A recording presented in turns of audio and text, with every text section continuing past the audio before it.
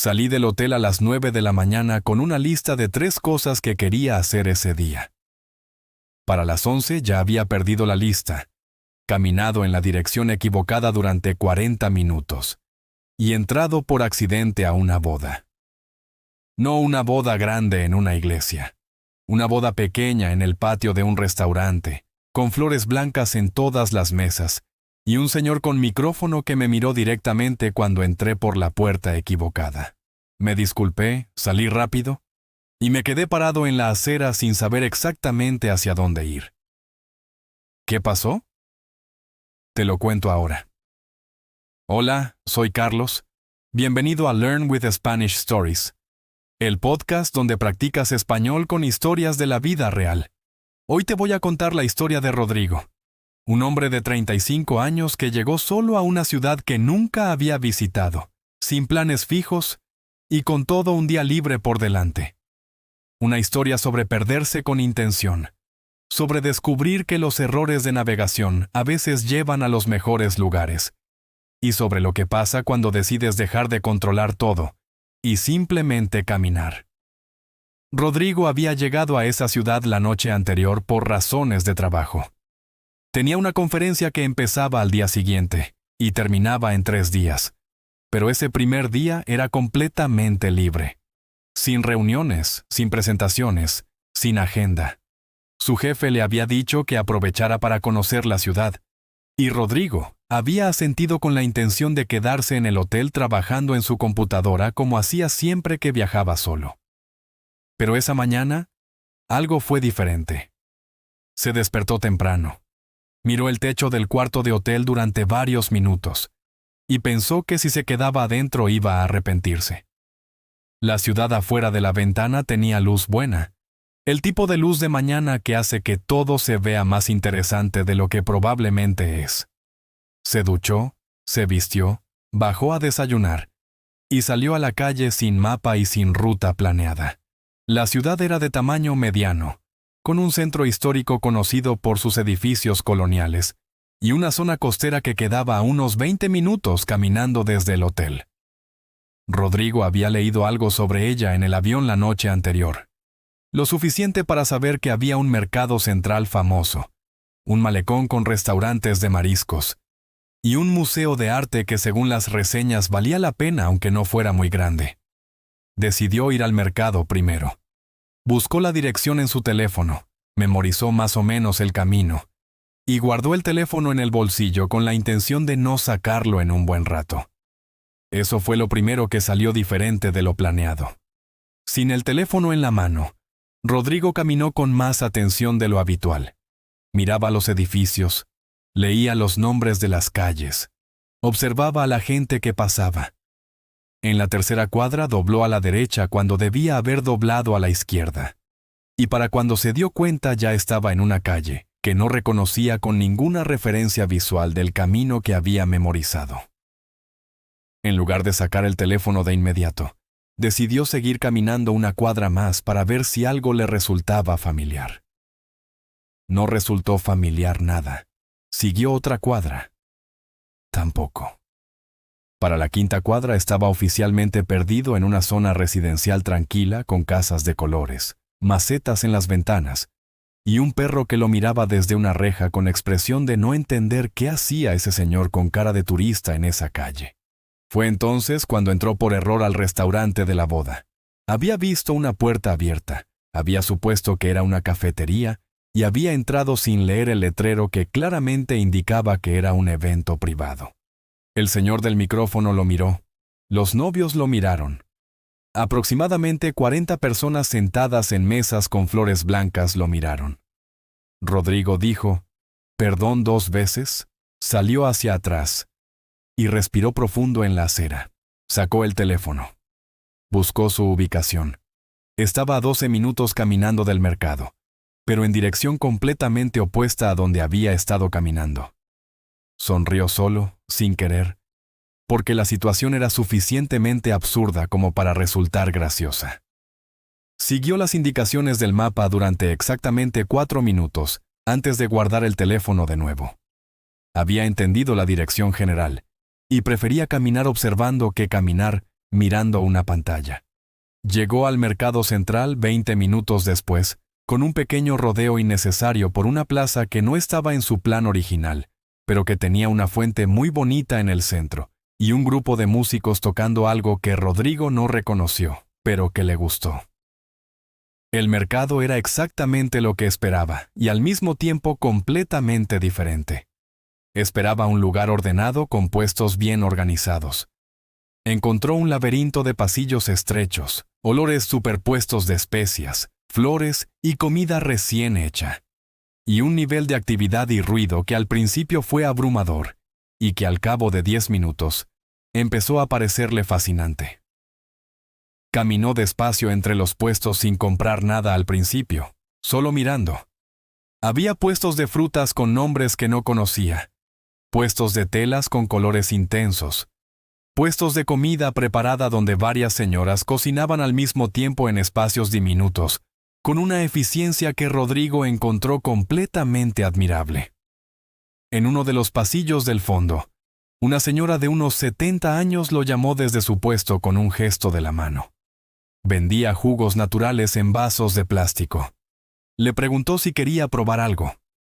Rodrigo miró los recipientes llenos de líquidos de colores que no sabía identificar y señaló uno de color naranja intenso que no era exactamente naranja, sino algo más oscuro y más interesante. La señora sonrió y le sirvió un vaso. Era una mezcla de mamey con naranja y un toque de algo más que la señora no quiso revelar. Rodrigo lo tomó despacio, de pie en el pasillo, mientras la gente pasaba a su alrededor. Pensó que era el mejor jugo que había tomado en mucho tiempo, aunque no pudiera describir exactamente por qué. Salió del mercado pasado el mediodía con hambre real. Siguió caminando sin dirección fija hasta llegar al malecón, que apareció de repente al final de una calle larga como una línea azul brillante entre los edificios. El mar estaba tranquilo ese día, con olas pequeñas y una brisa que hacía la temperatura perfecta para caminar sin prisa. Eligió un restaurante pequeño con mesas afuera y vista directa al agua. Pidió lo que le recomendó el mesero sin preguntar demasiado, que resultó ser un ceviche local con ingredientes que Rodrigo no habría pedido si hubiera leído la descripción completa, pero que estaba extraordinariamente bueno. Comió despacio, mirando el mar, sin teléfono sobre la mesa. En la mesa de al lado había una pareja de personas mayores que comían en silencio cómodo, de ese silencio que solo tienen las personas que llevan muchos años juntas y ya no necesitan llenar cada momento con palabras. Rodrigo los observó un momento y luego volvió a mirar el mar. Por la tarde visitó el Museo de Arte. Era pequeño, como decían las reseñas, pero tenía una colección de pintores locales que Rodrigo desconocía completamente y que lo entretuvo más de lo que esperaba. Se quedó casi 1 hora y media, el doble de lo que había planeado. Había un cuadro en particular, grande, con colores oscuros, y una figura solitaria en el centro, que lo hizo detenerse durante varios minutos sin poder explicar exactamente qué le generaba. Salió del museo al atardecer. Las calles tenían esa luz dorada de final de día que cambia la manera en que se ven todas las cosas. Caminó de regreso al hotel por un camino diferente al de la mañana, esta vez con el teléfono guardado desde el principio. Se perdió una vez más. Encontró una heladería que no estaba en ninguna lista de recomendaciones, y llegó al hotel 40 minutos después de lo calculado con un helado de sabor desconocido en la mano y los zapatos más sucios del viaje. Esa noche, antes de dormir, Rodrigo pensó en el día, en la boda a la que había entrado por error, en el jugo de mamey, en el cuadro del museo, en el ceviche que no habría pedido si hubiera leído bien el menú. Pensó que ninguna de esas cosas había estado en su lista original de 3 puntos, y que todas habían valido más que cualquier cosa que hubiera planeado. Ahora te cuento la misma historia, pero más despacio. Rodrigo llegó a una ciudad nueva por razones de trabajo. Tenía un día libre antes de que empezara la conferencia. Decidió salir a caminar sin mapa y sin plan. Se perdió varias veces durante la mañana. Por error, Entró a un restaurante donde había una boda. Todos lo miraron y él salió rápidamente. Llegó al mercado central después de un largo rodeo. Una señora le ofreció probar un jugo de mamey con naranja. Fue el mejor jugo que había tomado en mucho tiempo. Al mediodía llegó al malecón caminando sin dirección fija. Comió ceviche en un restaurante pequeño con vista al mar. Comió despacio, sin teléfono sobre la mesa. Por la tarde visitó un museo de arte pequeño. Se quedó 1 hora y media mirando pinturas de artistas locales. Un cuadro grande con colores oscuros lo hizo detenerse durante varios minutos. Al atardecer caminó de regreso al hotel por un camino diferente. Se perdió una vez más y encontró una heladería sin recomendaciones. Llegó al hotel con un helado en la mano y los zapatos sucios. Esa noche pensó en todo lo que había vivido ese día. Nada había estado en su lista original, pero todo había valido más que cualquier cosa planeada. Ahora vamos con el vocabulario de este episodio. La palabra malecón. Malecón significa un paseo o una avenida que está construida a lo largo del mar, un río o un lago, generalmente con vista al agua y espacios para caminar. Por ejemplo, Rodrigo caminó hasta el malecón y encontró un restaurante pequeño con vista directa al mar. La palabra colonial. Colonial significa algo que pertenece o hace referencia al periodo histórico en que una región fue gobernada por otro país, y que generalmente describe edificios o arquitectura de esa época. Por ejemplo, el centro histórico de la ciudad era conocido por sus hermosos edificios coloniales bien conservados. La palabra abrumador. Abrumador significa algo que es tan intenso, grande o abundante, que resulta difícil de procesar o manejar en un primer momento. Por ejemplo, el ruido y la actividad del mercado fueron abrumadores al principio, pero después le parecieron fascinantes. La palabra laberinto. Laberinto significa un espacio con muchos caminos y direcciones posibles que se cruzan entre sí, haciendo difícil orientarse o encontrar la salida. Por ejemplo, el mercado central era un laberinto de pasillos estrechos llenos de colores y olores. La palabra rodeo.